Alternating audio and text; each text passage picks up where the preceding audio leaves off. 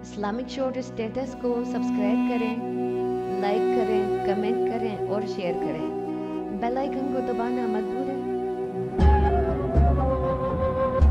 خالد رضی اللہ عنہ پر پابندی یہ عائد ہو گئی تھی کہ رومیوں کو 3 دنوں کی مہلت دی گئی تھی۔ اس دوران مسلمان ان پر حملہ نہیں کر سکتے تھے۔ 3 دنوں میں رومیوں کو کسی نہ کسی پناہ میں پہنچ جانا تھا، لیکن یونس ابن مرقس کہتا تھا کہ قافلہ انطاکیہ جا رہا ہے اور یونس اسے راستے میں پکڑوا سکتا ہے۔ خالد رضی اللہ عنہ کو غصہ اور تعصب پریشان کر رہا تھا۔ دشمن مال غنیمت کے ابو عبیدہ رضی اللہ عنہ کی غلطی یا غلط فہمی سے ہاتھ سے نکل گیا تھا۔ یونس کی یقین دہانی پر خالد رضی اللہ عنہ نے حملے کا پلان تیار کر لیا۔ اس پلان کے مطابق خالد رضی اللہ عنہ نے وہ سوار دستہ ساتھ لیا جو انہوں نے گھوم پھر کر لڑنے کے لیے تیار کیا تھا۔ اسے تلیہ کہتے ہیں۔ یہ 4000 منتخب سواروں کا دستہ تھا۔ یہ سب شہ سوار اور جانباز تھے۔ اس دستے کا گائیڈ یونس ابن مرقس تھا۔ وہ خوش تھا کہ خالد رضی اللہ عنہ اسے اس کی بیوی دلانے کے لیے اتنا بڑا جنگی اہتمام کر رہے ہیں، لیکن خالد رضی اللہ عنہ کے سامنے کچھ اور مسئلہ تھا جو اوپر بیان کیا گیا ہے۔ خالد رضی اللہ عنہ نے اس دستے کو 4 حصوں میں تقسیم کیا اور روانہ ہو گئے۔ ان کی رفتار بہت تیز تھی۔ خالد رضی اللہ عنہ نے ہر حصے کے سالار کو اور سواروں کو بھی بتا دیا تھا کہ جس قافلے پر حملہ کرنے جا رہے ہیں اسے صرف قافلہ نہ سمجھیں۔ وہ سب مسلح ہیں، ان کے پاس گھوڑے بھی ہیں اور وہ رومی ہیں جو جان کی بازی لگا کر لڑنا جانتے ہیں، اور وہ پسپا ہوتے ہیں تو منظم طریقے سے پیچھے ہٹتے ہیں، بھاگتے نہیں۔ چوتھے دن رومی فوج اور دمشق کے باشندوں کا یہ قافلہ انطاکیہ سے ابھی کچھ دور تھا کہ موسلا دھار بارش نے اسے بکھیر دیا۔ جو ہی بارش ختم ہوئی 1000 گھڑ سواروں نے ان پر حملہ کر دیا۔ رومی یہ دیکھ کر حیران رہ گئے کہ ان سواروں کے آگے آگے زرار بن ازور تھے، جنہوں نے حسب معمول سر پر خود بھی نہیں رکھی تھی اور قمیض بھی اتاری ہوئی تھی اور کمر تک برہنہ تھے۔ مورخ لکھتے ہیں کہ رومی سالار توما اور ہربیس پہلے تو اس پر حیران ہوئے کہ مسلمان کدھر سے آ نکلے ہیں۔ انہیں معلوم نہیں تھا کہ انہیں دمشق کا ہی ایک گائیڈ مل گیا تھا جو انہیں ایک چھوٹے سے راستے سے لے گیا تھا۔ توما نے کہا، ہربیس سب کو مقابلے کے لیے تیار کرو۔ مسلمانوں نے ہمیں 3 دن کی ضمانت دی تھی، یہ 3 دن ختم ہو گئے ہیں۔ ہربیس نے للکار کر کہا، جم کر مقابلہ کرو، یہ بہت تھوڑے ہیں، کاٹ دو انہیں۔ رومی فوج حملہ روکنے کی ترتیب میں ہو گئی۔ دمشق کے جو شہری لڑ سکتے تھے وہ بھی مسلمانوں کے مقابلے میں آ گئے۔ رومی سپاہی اور اہل دمشق بارش سے بھیگے ہوئے تھے اور ان کا سامان بکھرا ہوا تھا۔ انہوں نے اپنی عورتوں کو بچوں کو پیچھے کر دیا اور ان کے 150-200 آدمی تلواریں اور برچیاں لے کر عورتوں اور بچوں کی حفاظت کے لیے کھڑے ہو گئے۔ رومی للکار کر اور نعرے لگا لگا کر لڑ رہے تھے۔ زرار جو برہنہ جنگجو کے نام سے مشہور ہو گئے تھے اپنی روایت کے مطابق لڑ رہے تھے، بلکہ جو سامنے آیا اسے کاٹتے جا رہے تھے۔ لیکن رومی جس بے جگری سے لڑ رہے تھے اس سے یہی نظر آ رہا تھا کہ وہ مسلمان سواروں کا صفایا کر دیں گے۔ تقریباً نصف گھنٹہ گزر گیا ہوگا کہ ایک طرف سے خالد رضی اللہ عنہ کے دستے کے 1000 مزید سوار گھوڑے سرپٹ دوڑاتے آ رہے تھے۔ ان کے سالار رافع تھے۔ رومی سالار نے دیکھا تو انہوں نے اپنی ترتیب بدل ڈالی اور چلا چلا کر کہنے لگے کہ وہ ان سواروں کو بھی ختم کر دیں گے۔ ان کے لڑنے کا انداز ایسا ہی تھا کہ وہ اپنے دعوے کو صحیح ثابت کر سکتے تھے۔ مارکا اور زیادہ خونریز ہو گیا۔ نصف گھنٹہ اور گزر گیا ہوگا کہ مزید 1000 سوار شمال کی جانب سے آئے۔ ان کے سالار خلیفۃ المسلمین کے بیٹے عبد الرحمن تھے۔ اب رومیوں کے حوصلے مجروح ہونے لگے۔ یہ 1000 سوار جدھر سے آئے تھے یہ رومیوں کی پسپائی کا راستہ تھا، ادھر انطاکیہ تھا۔ مسلمانوں نے یہ راستہ روک لیا تھا۔ اب 3000 مسلمان سوار رومیوں پر ٹوٹ ٹوٹ پڑتے تھے، لیکن رومی اور اہل دمشق پہلے سے زیادہ شدت سے لڑنے لگے۔ یہ مارکا ان کے لیے زندگی اور موت کا مارکا تھا۔ ان کا بڑا ہی قیمتی مال و متاع، ان کے بچے اور بڑی خوبصورت اور جوان بیٹیاں، بہنیں اور بیویاں ان کے ساتھ تھیں۔ وہ بھاگ نہیں سکتے تھے۔ ان کے لڑنے میں شدت پیدا ہو گئی۔ تقریباً 1 گھنٹے تک رومیوں نے مسلمانوں کا ناک میں دم کیے رکھا۔ ان کا سالار توما جس کی آنکھ میں تیر اترا ہوا تھا سپاہیوں کی طرح لڑ رہا تھا۔ اچانک 1000 مزید گھڑ سوار ایک اور سمت سے آئے۔ ان کا سالار تلوار بلند کیے نعرے لگا رہا تھا، انا فارس الجدید، انا خالد بن ولید۔ رومی اس نعرے سے بخوبی واقف تھے۔ ان 1000 سواروں کے قائد خالد رضی اللہ عنہ خود تھے۔ یہ تھا خالد رضی اللہ عنہ کا پلان۔ وہ 1000 سوار بھیجتے رہے اور آخر میں خود 1000 سواروں کے ساتھ آئے۔ خالد رضی اللہ عنہ توما اور ہربیس کو ڈھونڈ رہے تھے۔ وہ للکار رہے تھے، کہاں ہے ایک آنکھ والا رومی؟ کہاں ہے وہ جس کی ایک آنکھ میں مومن کا تیر اترا ہوا ہے؟ رومی سالاروں کی تلاش میں خالد رضی اللہ عنہ دشمن کے دور اندر تک چلے گئے۔ وہ اکیلے تھے۔ उनके मुहाफिजों को भी पता न चला कि वो कहाँ गायब हो गए हैं। खालिद रज़ी अल्लाह अन्हु का एक मुहाफिज सालार अब्दुर्रहमान को देखकर उन तक पहुंचा और लड़ाई के शोरगुल में चिल्लाकर बोला, इब्ने अबी बकर, सालार आला का कुछ पता नहीं चलता, अकेले आगे चले गए हैं। अब्दुर्रहमान ने घबराकर कहा, नहीं नहीं, इब्ने वलीद लापता नहीं हो सकता, अल्लाह की तलवार गिर नहीं सकती। अब्दुर्रहमान ने कुछ सवारों को साथ लिया, बेतरहा और बेखतर उस तरफ गए जिधर खालिद रज़ी अल्लाह अन्हु चले गए थे। लड़ाई ऐसी थी जैसे सवार गुत्थम गुत्था हो गए हों। अब्दुर्रहमान उनमें रास्ता बनाते खालिद रज़ी अल्लाह अन्हु को ढूंढने लगे। देखा कि खालिद रज़ी अल्लाह अन्हु दुश्मन के कल्ब में पहुंचे हुए थे और वो तूमा को और दूसरे रूमी सालार हरबीस को हलाक कर चुके थे और अब रूमियों के नरगे से निकलने की कोशिश में थे। उनकी ये कोशिश कामयाब नहीं हो सकती थी क्योंकि रूमी ज्यादा थे। ये खालिद रज़ी अल्लाह अन्हु थे जो अभी तक हर वार बचा रहे थे। रूमियों के हाथों उनकी शहादत यकीनी थी। अब्दुर्रहमान अपने सवारों के साथ पहुंच गए और रूमियों पर ऐसा जोरदार हमला किया कि उनमें से कई एक को हलाक कर दिया और खालिद रज़ी अल्लाह अन्हु को वहां से जिंदा निकाल लाए। इस मार्के की सूरत ऐसी बन गई थी कि कोई तरतीब नहीं रही थी। ये खुली लड़ाई थी जो लड़ने वाले अपने अपने अंदाज से इनफिरादी तौर पर लड़ रहे थे। मुसलमान सवारों की कमजोरी ये थी कि उनकी तादाद कम थी, इसलिए वो रूमियों और अहले दमिश्क की इतनी ज्यादा नफरी को घेरे में नहीं ले सकते थे। इससे ये हुआ कि रूमी अपने सालारों की हलाकत के बाद एक एक दो दो मार्के में से निकलने लगे। वो इलाका पहाड़ी था और खड नाले भी थे।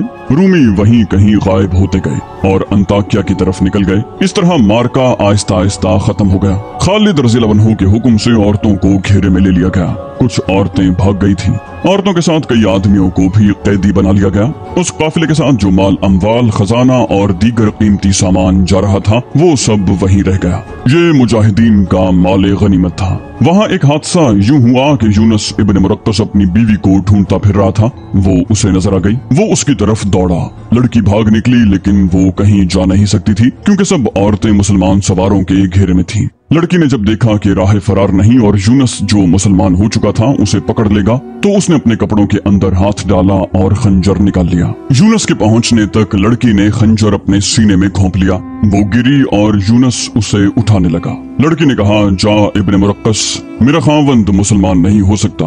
ये कहकर वो मर गई। यूनुस इब्ने मुरक्कस धाड़े मार मार कर रोने लगा। उस लड़की की खातिर उसने दमिश्क मुसलमानों को दिलवाया था, फिर ये खूरेज मार्का लड़ाया था, मगर लड़की ने अपना खून बहाकर उसकी मोहब्बत का खून कर दिया। मुसलमान सवारों ने अपने शहीदों की लाशों और जख्मियों को उठाया, माल गनीमत रूमियों की घोड़ा गाड़ियों पर लादा, औरतों और बच्चों को मरे हुए रूमियों के घोड़ों पर बिठाया और दमिश्क को चल पड़े। ये अगली सुबह थी जब माल गनीमत वगैरह इकट्ठा किया जा रहा था। उस वक्त खालिद रज़ी अल्लाह अन्हु औरतों के करीब जाकर अहकाम दे रहे थे। उन्हें यूनुस इब्ने मुरक्कस अपनी तरफ आता दिखाई दिया। उससे पूछा कि उसे अपनी बीवी मिल गई है या नहीं। यूनुस ने रोते हुए कहा, मिल गई है लेकिन जिंदा नहीं, उसने अपने खंजर से अपने आप को मार दिया है। खालिद रज़ी अल्लाह अन्हु ने कहा, गम न कर इब्ने मुरक्कस, तू उससे ज्यादा कीमती इनाम का हकदार है। मैं तुझे उससे ज्यादा खूबसूरत बीवी दूंगा।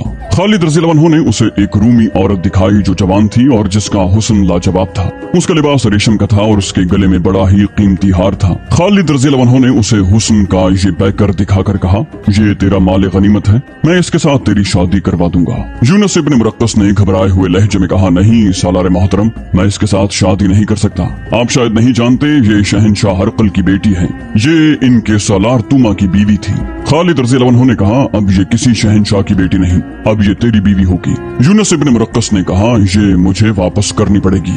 हरकल अपनी बेटी को वापस लेने के लिए अपनी तमाम तर सल्तनत की फौज इकट्ठी करके दमिश्क पर हमला कर देगा। ऐसा नहीं करेगा तो फिदिया अदा करके इसे आपसे वापस ले लेगा। खालिद रज़ी अल्लाह अन्हु खामोश हो गए। अगली सुबह खालिद रज़ी अल्लाह अन्हु वापस रवाना हुए। वो बहुत खुश थे। उन्होंने मुआहिदा नहीं तोड़ा था और अपना मकसद भी पूरा कर लिया था। दमिश्क तक जाने वाला रास्ता आधा तय हुआ था कि अंताकिया की तरफ से 12-14 घुड़सवार आए। वो रूमी थे। उनमें एक ऊंची हैसियत का मालूम होता था। वो खालिद रज़ी अल्लाह अन्हु से मिलना चाहता था। उसे खालिद रज़ी अल्लाह अन्हु तक पहुंचा दिया गया। उसने कहा, मैं शहंशाह हरकल का एलची हूँ और ये मेरे मुहाफिज हैं। मैं अमन से आया हूँ, इस उम्मीद के साथ कि आपसे भी मुझे अमन और दोस्ती मिलेगी। खालिद रज़ी अल्लाह अन्हु ने पूछा, क्या पैगाम लाए हो?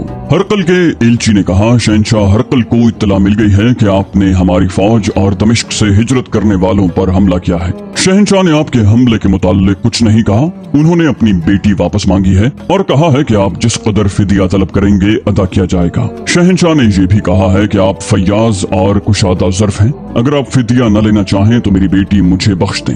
हरकल ने खालिद रज़ियल्लाहु अन्हु को फैयाज और कुशादा ज़र्फ कहकर उनकी खुशामद नहीं की थी। वही खालिद रज़ियल्लाहु अन्हु जो मैदान जंग में दुश्मन के लिए कहर थे, मैदान के बाहर उतने ही हलीम और फैयाज थे। खालिद रज़ियल्लाहु अन्हु ने एलची से कहा, अगर तुम्हारे शहंशाह ने बख्शिश मांगी है तो उसकी बेटी को बख्शिश के तौर पर ले जाओ। फिर घोड़े की रकाबों पर खड़े होकर बुलंद आवाज से हुक्म दिया, रूमियों के शहंशाह हरकल की बेटी को उसके एलची के हवाले कर दो।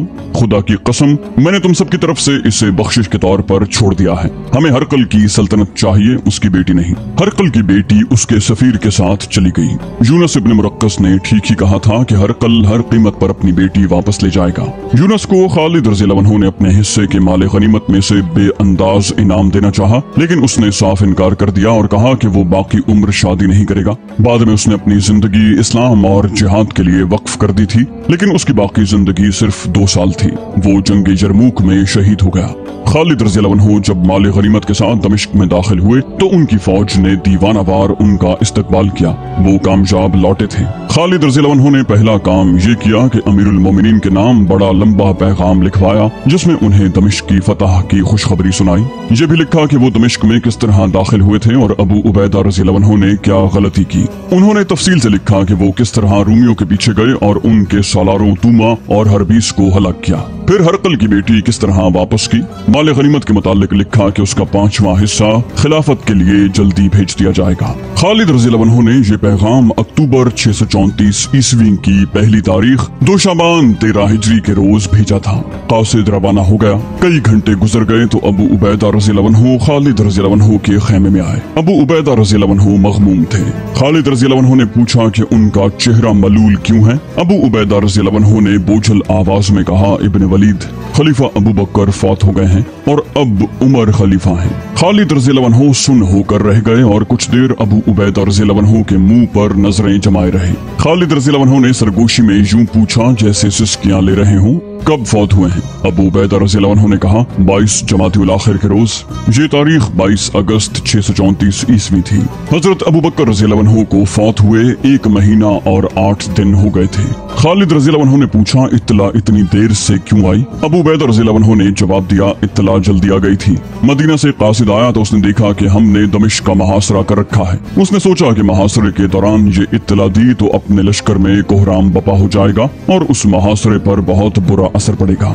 उसने सिर्फ ये बताया कि मदीना में खैरियत है और कुमक आ रही है। 1-2 दिनों के बाद उसने पैगाम मुझे दे दिया और चला गया।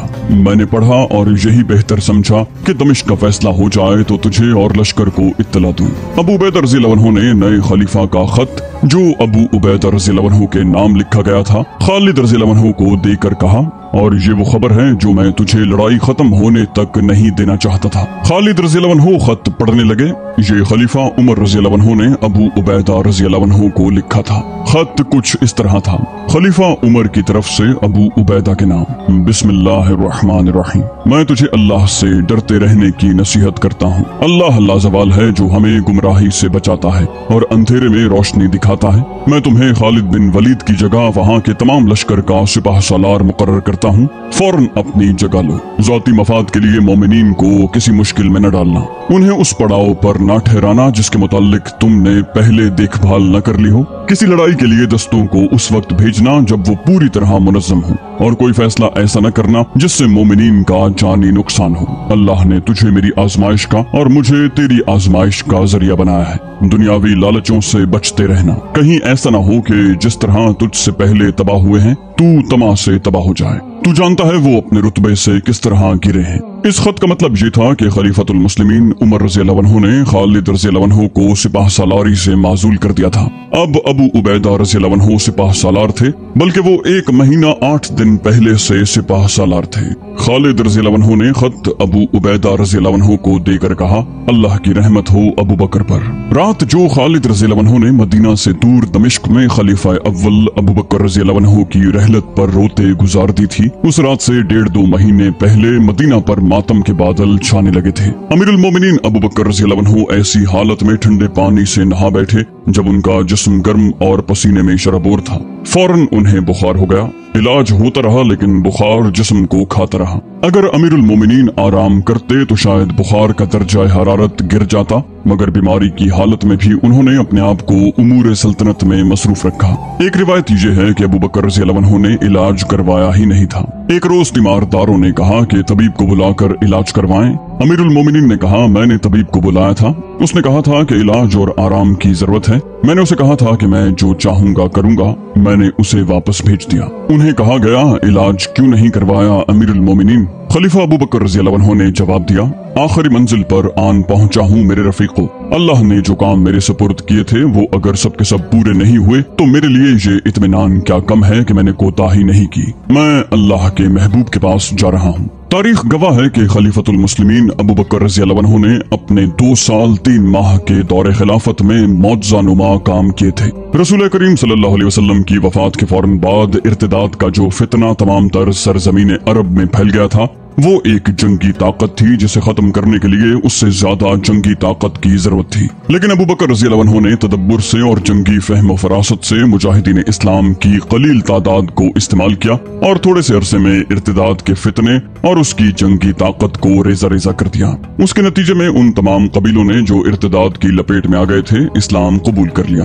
अबू बकर रज़ियल्लाहु अन्हु ने आने वाले मुसलमान हुक्मरानों, उमरा और वज़रा के लिए ये सबक विरसे में छोड़ा कि उनमें बेलौस जज्बा हो, इक्तदार की हवस और कोई जाती मफाद न हो तो पूरी कौम मुजाहिदीन का लश्कर बन जाती है और कौम की तादाद कितनी ही कम क्यों न हो वो कुफर की चट्टानों के दिल चाक कर दिया करती है। ये सरबराह सल्तनत पर मुनहसर है कि कौम फतह कामरानी की रिफतों तक जाती है या जिल्लत और रुसवाई की अंधेरी खाइयों में। इर्तिदाद के अलावा भी कहीं बगावत और कहीं शोरिश थी। खलीफतुल मुस्लिमीन अबू बकर रज़ियल्लाहु अन्हु ने हर सू अमन व अमान कायम कर दिया था। फितना व फसाद न रहा, बगावत और शोरिश न रही तो अबू बकर रज़ियल्लाहु अन्हु ने इंतहाई जुर्रतमंदाना फैसला किया। उन्होंने मुसलमानों को फारिस जैसी शहनशाही के खिलाफ और फिर उसी जैसी दूसरी बड़ी जंगी ताकत के खिलाफ भेज दिया। मुजाहिदीन ने किसरा की ताकत को कुचल कर उसके बेशुमार इलाके को इस्लामी सल्तनत में शामिल कर लिया। फिर कैसर रूम की फौज पर दहशत बनकर छा गए और उसके कई इलाके इस्लामी सल्तनत में आ गए। किसरा भी और कैसर भी अपने आप को नाकाबिल तस्खीर समझते थे। मुसलमानों ने खलीफा अव्वल के अहकाम की पैरवी करते हुए उन दोनों दुश्मनाने इस्लाम का घमंड तोड़ दिया और इस्लामी फौज को एक ताकत बना दिया। इन्हीं जंगों में मुजाहिदीन को फौज की सूरत में मुनज़्ज़म किया गया था। अबू बकर रज़ियल्लाहु अन्हु की सबसे बड़ी कामयाबी ये थी कि इस्लाम एक मजहब की सूरत में ही अरब से इराक और शाम में न फैला, बल्कि उससे इस्लामी तमद्दुन और इस्लामी तहजीब भी फैली। बल्कि यूं कहना दुरुस्त होगा कि एक नए कल्चर ने जन्म लिया जिसे लोगों ने इस्लामी कहा और उसे अपनाया। उससे पहले तो लोग फारिस और रोम के कल्चर को ही तहजीब व तमद्दुन समझते थे और उसे फौरन कबूल कर लेते। इस्लामिक शोध स्टेटस को सब्सक्राइब करें, लाइक करें, कमेंट करें और शेयर करें। बेल आइकन को